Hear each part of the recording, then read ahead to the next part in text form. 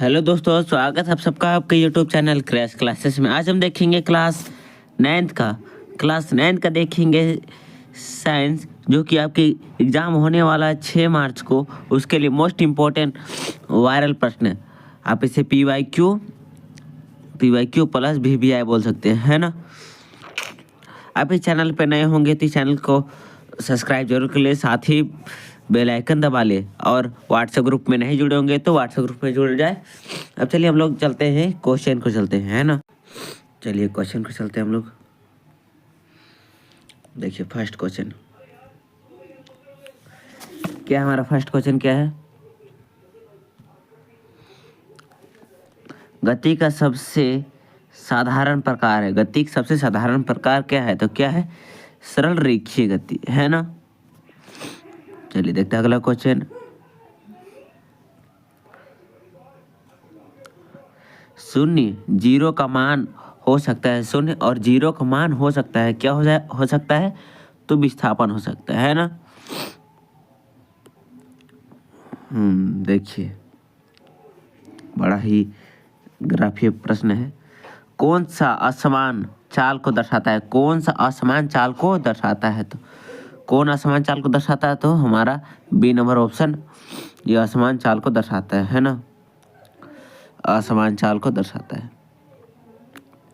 चलिए अगला क्वेश्चन को चलते हैं। निम्न में किसे जड़त्व का नियम भी कहते हैं? निम्न में से किसे जड़त्व का नियम भी कहते हैं? जड़त्व का नियम किसे कहते हैं? तो गति का द्वितीय नियम को, है ना। चलिए अगला क्वेश्चन चलते हैं।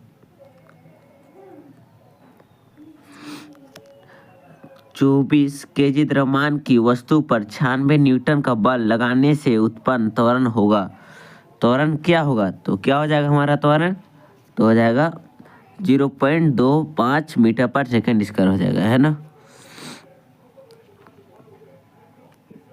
6 केजी मीटर पर सेकेंड मात्रक है। केजी मीटर पर सेकेंड मात्रक है। किसका मात्रक है? तो हमारा मात्रक है, संवेग का मात्रक है।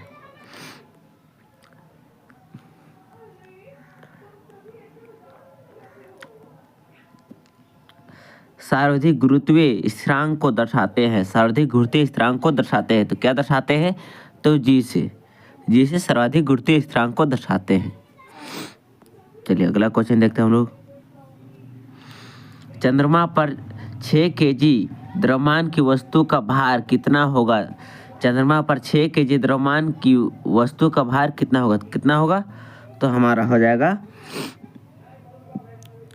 72 न्यूटन हो जाएगा। कितना? 72 न्यूटन, है ना।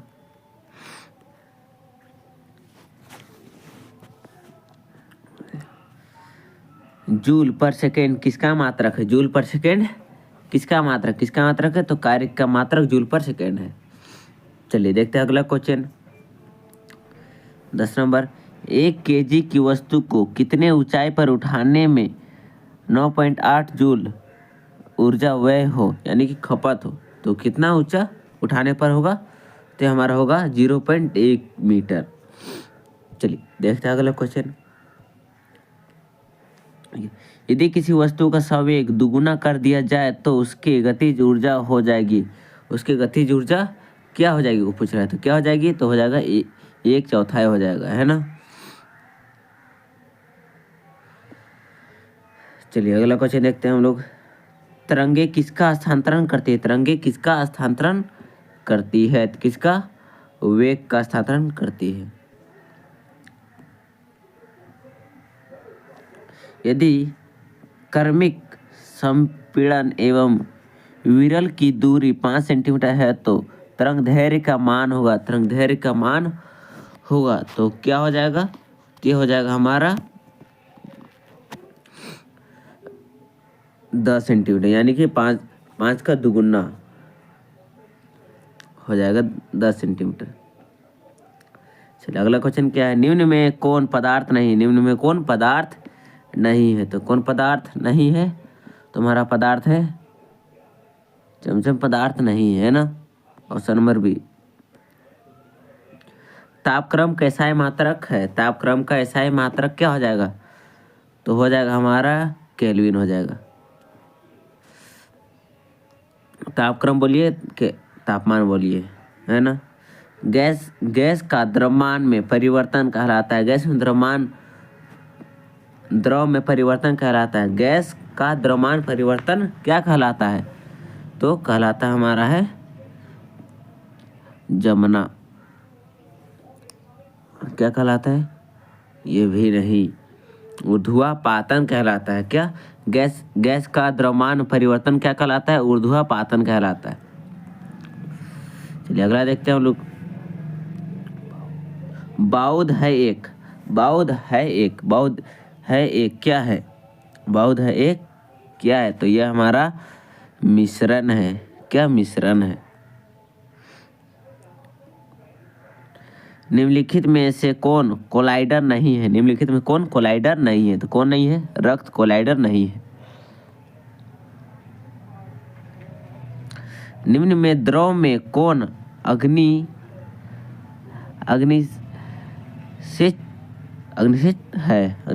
है तो कौन नहीं है? वो कौन है बोल रहा है?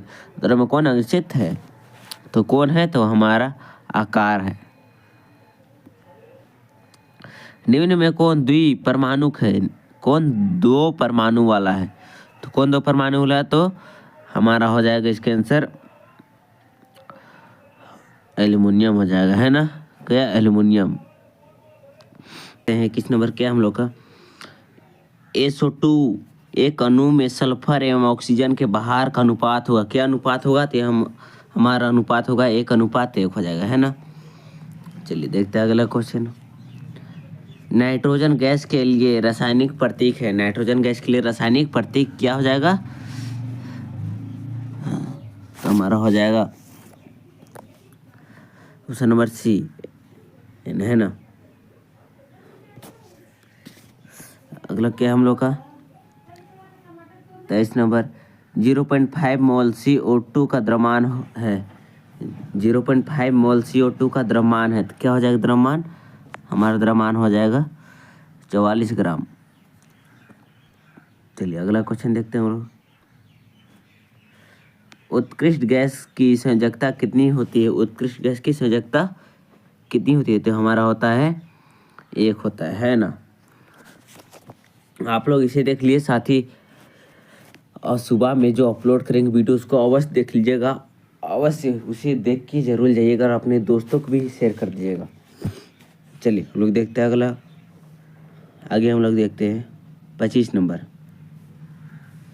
क्या 25 नंबर? किसी तत्व के समस्थानों में कितनी संख्या भिन्न होती है? कितनी होती है? तो न्यूट्रॉन होती है।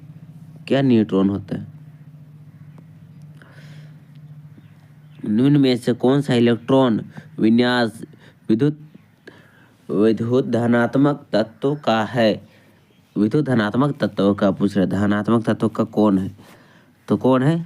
तो हो जाएगा हमारा हो जाएगा B नंबर 284 हो जाएगा, है ना। चलिए देखते अगला। गुणसूत्र में बने होते हैं। गुणसूत्र में क्या बने होते हैं? तो हमारा बना होता है DNA का। गुणसूत्र DNA का बना होता है। प्रोटॉन संश्लेषण होती है। प्रोटॉन संश्लेषित होती है तो किससे संश्लेषित होती है? तो हमारा होता है केंद्रक में। कोशिका का अपशिष्ट निपटाने वाला तंत्र। कोशिका का अपशिष्ट निपटाने वाला तंत्र है तो क्या है? तो हमारा है प्लेटलिस्ट है ना। चलिए आगे देखते हैं हम लोग। एक संयोजी ऊतक है तो क्या है? तो हमारा है अस्थि। क्या अस्थि है?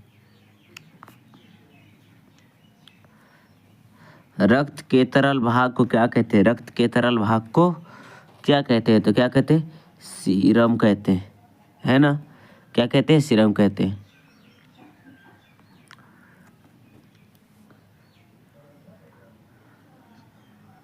असमतापी जंतु है।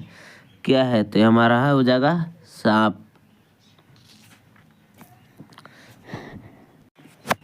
चलिए हम लोग देखते हैं आगे। 33 नंबर क्या है हम लोग का क्वेश्चन। मछली के हृदय में कितने कच्छप होते हैं? देखिए मछली के हृदय में, ये बार बार पूछा जाता है प्रश्न, मछली के हृदय में कितने कच्छप होते हैं? कितने कच्छप होते हैं? तो होते हैं कितना? 2 कच्छप होते हैं, है ना। चलिए देखते हैं अगला क्वेश्चन। आर्थ्रोपोडा समूह का एक जंतु, आर्थ्रोपोडा समूह एक जंतु है तो क्या कैसा जंतु? घोंघा, है ना।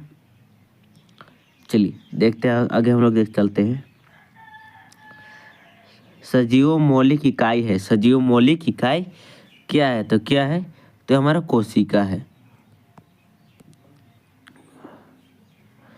जिन रोगों की अवधि कम होती है उन्हें कहते हैं, जिन रोगों में अवधि कम होती है उन्हें क्या कहते हैं? तो कहते हैं हम तीव्र रोग और दीर्घकालीन रोग, यानी कि ए और बी दोनों। चलिए देखते हैं अगला। जीव मंडल का निर्जीव घटक है, जीव मंडल का निर्जीव घटक क्या है? तो जीव निर्जीव घटक है जल है ना। चलिए देखते हैं अगला क्वेश्चन को चलते हैं हम लोग।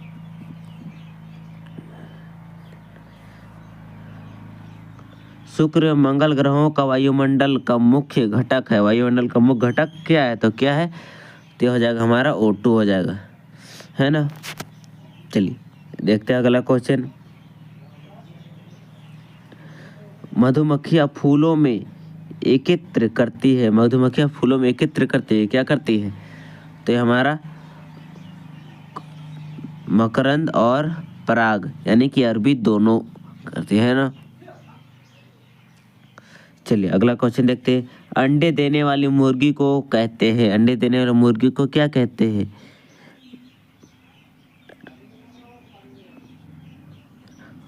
तो क्या कहते हैं? लेयर कहते हैं, है ना। ये आप लोगों का मोस्ट इम्पोर्टेंट 40 क्वेश्चन था जो आपके एग्जाम के लिए बहुत ही हेल्पफुल है। आप इस वीडियो को जरूर देखें, साथ ही अपने दोस्तों को भी शेयर कर दें। और आप इस चैनल पर नए हैं तो इस चैनल को सब्सक्राइब कर ले, साथ ही लाइक कमेंट अवश्य करें। जय हिंद, जय भारत, धन्यवाद।